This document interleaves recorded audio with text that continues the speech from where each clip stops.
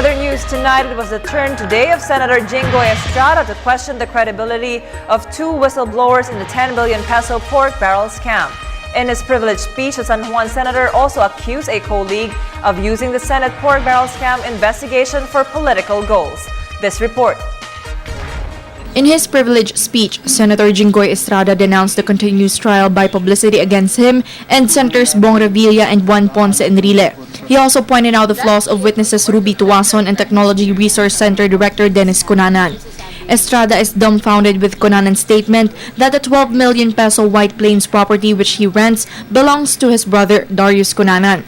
Estrada financial ability of Darius, since in 2007, Darius only earned a total of 104,688 pesos based on his income tax return statement. Estrada also revealed the Cunanan family's more than 70 lavish trips outside of the country starting 2004. Ngunit itong si Cunanan, TRC Director General o TRC Deputy Director General, nakakapagbiyahe ng 80 beses. And the record will speak for itself. At ang mas kamangha-mangha dito, Ginoong Pangulo, ang mga biyahe niya, kundi raw first class, ay business class. He also frowned at the Department of Justice's move to allow Ruby Tuason to slip out of the country. He revealed that Tuason received 242 million pesos worth of kickbacks from the Malampaya Fund scam. Tuason also owns a property at the posh Dasmariñas village worth 45 million pesos. It is called the Malampaya Mansion.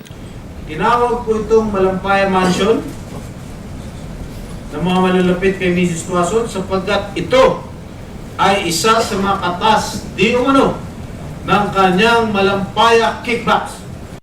Sabing umabot sa halagang 242 million pesos. Estrada also pointed out that there were no duffel bags visible in the CCTV footages which supposedly shows Ruby Tuason delivering bags of the senator's kickbacks to the Senate. Based on Senate records, Tuason was seen in the Senate 3 times in 2008.